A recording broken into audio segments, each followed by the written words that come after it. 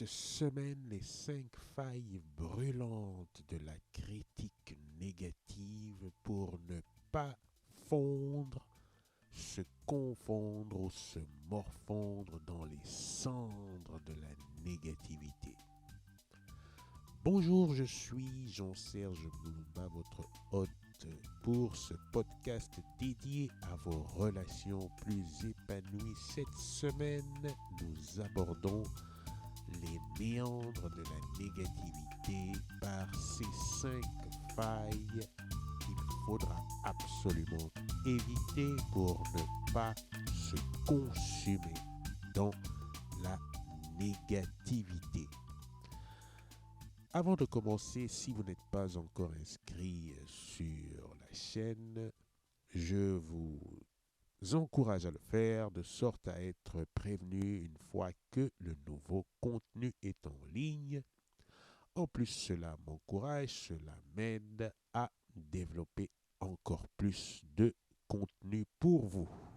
Sans plus attendre, dans quelques instants, les 5 failles.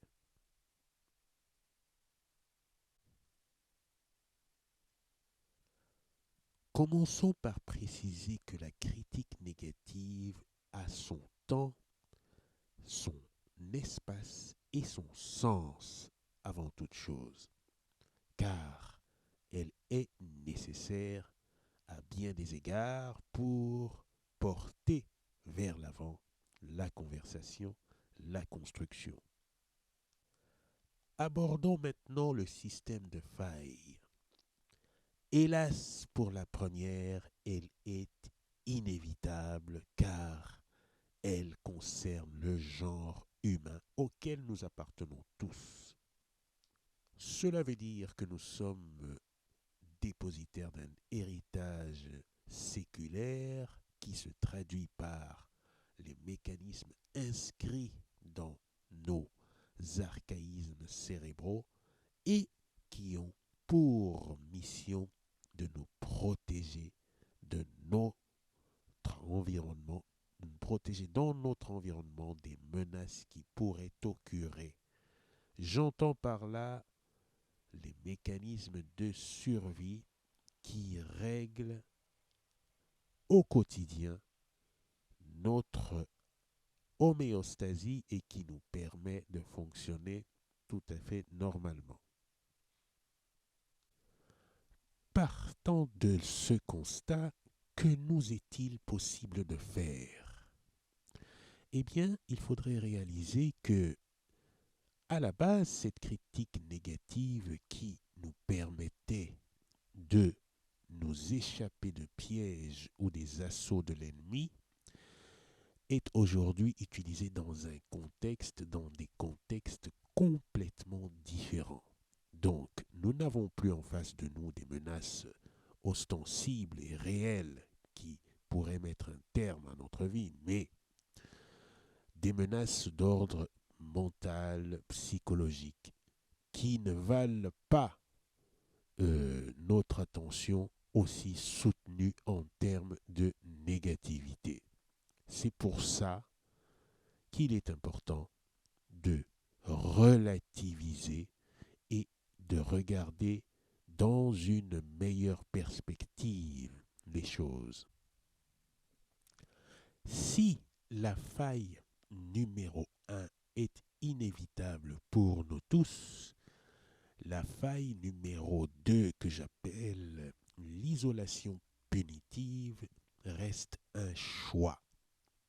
Cela veut dire que lorsque vous avez en conversation une personne qui abonde dans la négativité, vous ne faites ni plus ni moins que vous exposer à ce que, à votre tour, dans un futur bien proche, vous serez, vous aussi, le sujet, l'objet de la critique de la part de cette personne. Autrement dit, vous validez ce comportement, vous le soutenez et vous l'encouragez dans une démarche qui vous sera peut-être préjudiciable dans peu de temps.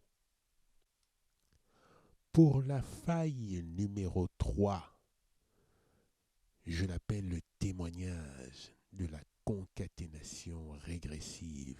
Imaginez-vous un esprit devant vous, celui de cette personne qui abonde dans la critique négative, et représentez-vous cet esprit comme étant frappé de fermeture aux quatre coins, privé de liberté, la personne qui critique sans arrêt des objets, des situations, des personnes, présente des habitudes de répétition qui l'entraînent dans une image régressive où on a l'impression d'avoir un caractère complètement dilué dans le brouhaha de l'aigreur, la frustration et l'amertume.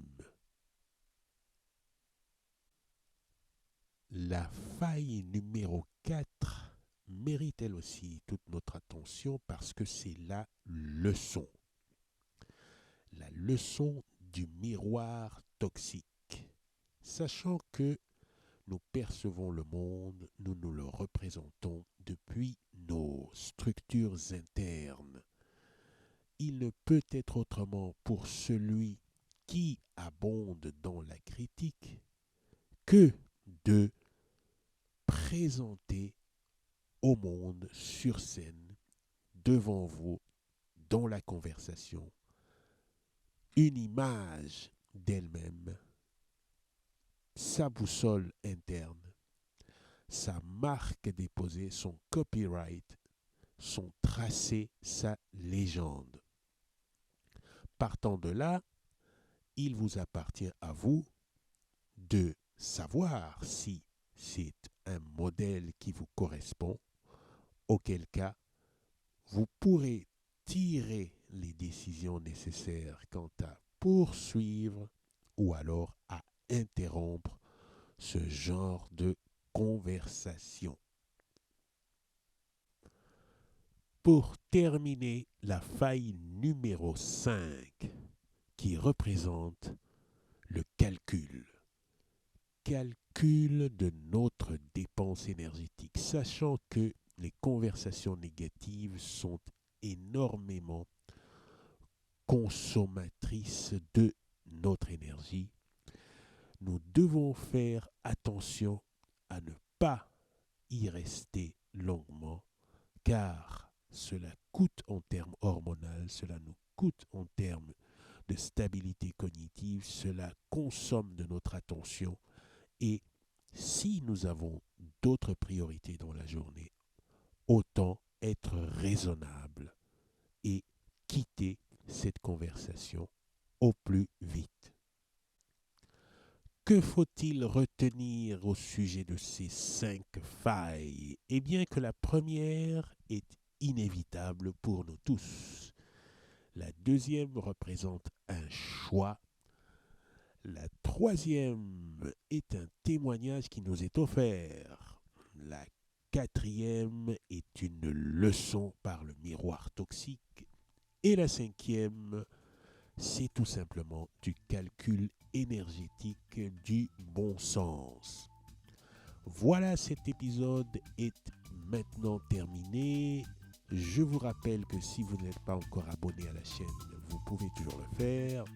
Si cela vous a plu, n'hésitez pas à le partager autour de vous. Cela m'aide à construire encore plus de contenu pour vous. Je vous dis à bientôt et à la semaine prochaine.